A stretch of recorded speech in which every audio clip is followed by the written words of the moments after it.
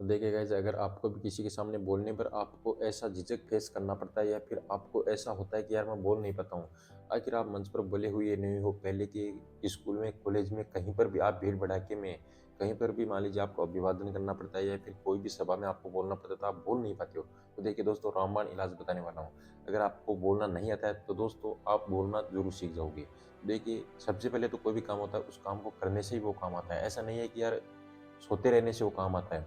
आपको कोई भी कुछ भी काम करना है, भाई उस काम को करोगे, उसमें स्किल्स लोगे, सीखोगे, तब वो काम आएगा, वरना ऐसे सोते रहोगे तो वो काम नहीं आएगा। तो सबसे पहले तो मान लीजिए आपको बोलना है, तो भाई सबसे पहले तो बोलना है तो क्या करना होगा? भाई बोलना ही होगा।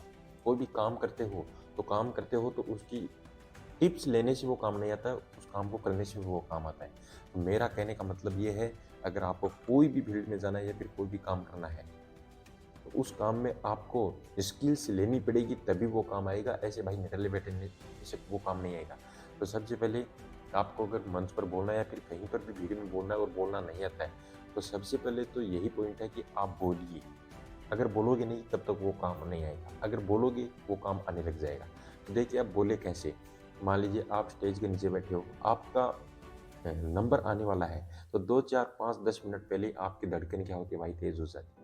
तो सबसे पहले तो आपको करना क्या है कि थोड़े लंबे साँस लेना स्टार्ट करना। हाँ, सही बता रहा हूँ मैं एकदम से। लंबे साँस लेना स्टार्ट करना है। अगर लंबे साँस लोगे तो आपको जब भी मंच पर बोलने का मौका मिलेगा, तो आपकी धड़कन है वो तेज़ नहीं होगी और आपको झिझक नहीं होगी।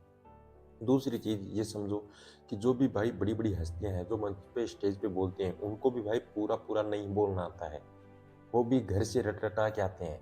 तो आपको अगर मंच पर बोल रहे हो, तो ये आपको समझ लेना है, ये अपने दिमाग में बैठा लेना है कि भाई जो बड़े-बड़े लोग हैं, उनको भी बोलना नहीं आता। बोलते कुछ है और हैं, तो भाई निकल जाता कुछ और है।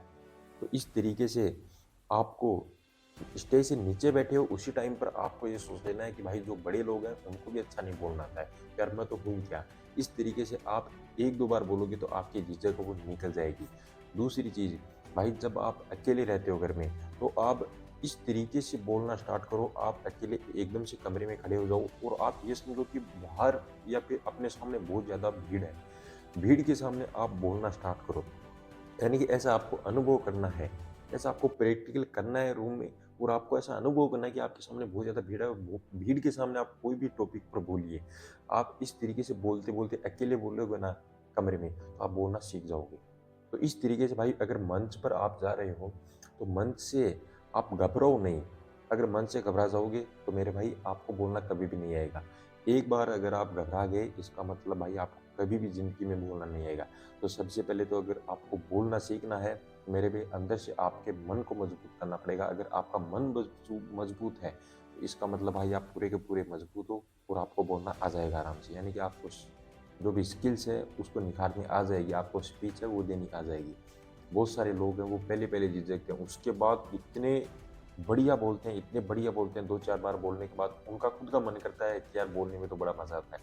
अब देखिए मैं यहाँ पर बोल रहा हूँ, तो यहाँ पर कोई कुछ भी नहीं है, मतलब कोई दिशा नहीं है कि इस तरीके से मेरे को बोलना है या फिर कोई भी टॉपिक नहीं है इस तरीके से मेरे को बोलना है या फिर कोई पॉइंट्स नहीं है या फिर कोई मतलब ऐसी डायरेक्शन नहीं है कि मेरी लिखावट है और मैं बोलते जा रहा हूँ, बोले जा रहा हूँ। जो भी मन में आ रहा है, बोले जा रहा हूँ। उसी तरीके से आपको मंच पर बोलना है कि आपको जो भी मन में आ रहा है बस बकते जा रहे हो, बकते जा रहे हो। कोई सुन रहा है, नहीं सुन रहा, वो आपको कोई मतलब नहीं है, बस बकते जा रहे हो। उसके बाद आपको मज़ा आने लगेगा कि यार बोलने में तो बड़ा मज़ा आता है। यानी कि आप उस स्किल्स को सीख जाओगे, आप पा जाओगे। अपने मन में बैठा लोगे, दिमाग में बैठा लोगे उस स्किल को, तब आप आसानी से बोल पाओगे, आपको कोई किसी भी प्रकार की झिझक वो नहीं होगी। तो इस तरीके से मेरे भाई आप बोलना सीखना है आपको, तो सबसे पहले तो बोलना ही है आपको, कुछ नहीं करना है। यानी कि आप कोई भी काम करते हो तो उस काम में आपको लगन मेहनत के साथ जब वो काम करते हो, तो भाई सफलता ज़रूर हाथ लगती है। तो आप अगर मंच पर बोलना चाहते हो तो 5 लोगों के सामने आप बोलो, उसके बाद 15 लोगों के, उसके बाद 50 लोगों के, उसके बाद 100 लोगों के, उसके बाद 1000 लोगों के, इस तरीके से आप बढ़ाइए। यानी कि आप एक साथ 1000 लोगों के पास या फिर 1000 लोगों के सामने नहीं बोल सकते। पहले थोड़े से लोगों के सामने बोलिए, उसके बाद ज़्यादा लोगों के सामने बोलिए। इस तरीके से पहले छोटे मंच पे जाइए, उसके बाद बड़ी स्टेज पे जाइए, उसके बाद बड़ी स्टेज पे जाइए, इस तरीके से बोलिए। जो भाई बड़े-बड़े मोटिवेशनल स्पीकर हैं, वो भी इतना अच्छा नहीं बोल पाते हैं। यानी कि वो भी स्टार्टिंग में बहुत ही खराब हालत में होते हैं, यानी कि उनकी स्पीच सुनते हो स्टार्टिंग की बहुत ही खराब होती है, लेकिन जो भी बाद में की स्पीच होती है बहुत ही भाई बेदर्दे से स्पीच देते हैं।